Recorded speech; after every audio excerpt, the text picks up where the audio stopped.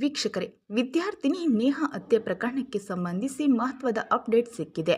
ಇಡೀ ರಾಜ್ಯವನ್ನೇ ಬೆಚ್ಚಿ ಬೀಳಿಸಿದ ಈ ಪ್ರಕರಣದ ತನಿಖೆ ನಡೆಸುತ್ತಿರುವ ಸಿಐಡಿ ಅಧಿಕಾರಿಗಳು ಶೀಘ್ರವೇ ಚಾರ್ಜ್ ಶೀಟ್ ಸಲ್ಲಿಕೆ ಮಾಡಲಿದ್ದಾರೆ. ನಾಳೆ ವಿಚಾರಣೆ ಬಳಿಕ ಕೋರ್ಟ್ ಆದೇಶ ನೀಡಲಿದೆ. ಹಾಗಾದ್ರೆ ಆ ಚಾರ್ಜ್ ಶೀಟ್ನಲ್ಲಿ ಏನಿದೆ ಮತ್ತು ಆರೋಪಿ ಫಯಾಜ್ ಬಿಡುಗಡೆ ಆಗುತ್ತಾರಾ? ಈ ಎಲ್ಲ ಸಂಪೂರ್ಣ ಮಾಹಿತಿಯನ್ನ ಈ ವಿಡಿಯೋದಲ್ಲಿ ನೋಡೋಣ ಬನ್ನಿ. ಅದಕ್ಕೂ ಮುನ್ನ ತಪ್ಪು ಯಾರೇ ಮಾಡಿದ್ದರೂ ಅವರಿಗೆ ಶಿಕ್ಷೆ ಆಗಲೇಬೇಕು ಅನ್ನೋದಾದ್ರೆ ತಪ್ಪದೆ ಈ ವಿಡಿಯೋನ ಲೈಕ್ ಮಾಡಿ, ಹಾಗೆ ನಮ್ಮ ಚಾನೆಲ್ ಅನ್ನ ಸಬ್ಸ್ಕ್ರೈಬ್ ಮಾಡಿ ನಮ್ಮನ್ನ ಬೆಂಬಲಿಸಿ.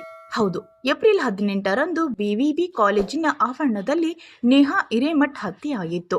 ಇದಕ್ಕೆ ಸಂಬಂಧಿಸಿ ಆರೋಪಿ ಫಯಾಜ್ನನ್ನ ಪೊಲೀಸರು ಬಂಧಿಸಿದ್ದರು. ವಿದ್ಯಾರ್ಥಿ ಸಂಘಟನೆ ಸೇರಿದಂತೆ ಸಂಘ ಸಂಸ್ಥೆಗಳು ಹೋರಾಟ ನಡೆಸಿದ್ದವು.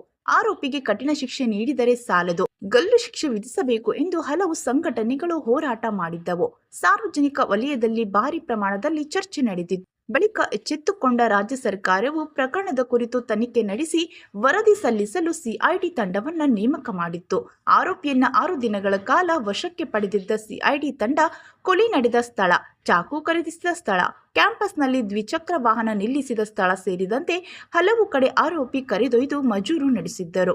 ನೇಹಾಳ ಪೋಷಕರ ವಿಚಾರಣೆಯನ್ನ ನಡೆಸಿತ್ತು. ಹೀಗೆ ಎಲ್ಲ ಆಯಾಮಗಳೊಂದಿಗೆ ತನಿಖೆ ಕೈಗೊಂಡಿದ್ದ ಸಿಐಡಿ ತಂಡವು ಪ್ರಕರಣಕ್ಕೆ ಸಂಬಂಧಿಸಿ ದೋಷಾರೋಪ ಪಟ್ಟಿಯನ್ನ ಸಲ್ಲಿಸಲು ಸಿದ್ಧತೆ ಮಾಡಿಕೊಂಡಿದೆ. ಆರೋಪಿ ಫಯಾಜ್ ಸದ್ಯ ನ್ಯಾಯಾಂಗ ಬಂಧನದಲ್ಲಿದ್ದು ಮೇ 14ಕ್ಕೆ ನ್ಯಾಯಾಂಗ ಬಂಧನ ಅವಧಿ ಮುಗಿಯಲಿದೆ. ಇನ್ನು ಆರೋಪಿ ಫಯಾಜ್ನನ್ನ ಬಿಡುಗಡೆ ಮಾಡಬೇಕಾ ಅಥವಾ ಯಾವ ಶಿಕ್ಷೆ ನೀಡಬೇಕು ಎಂಬುದನ್ನು ತಪ್ಪದೆ ಕಮೆಂಟ್ ಮೂಲಕ ತಿಳಿಸಿ. ಧನ್ಯವಾದಗಳು.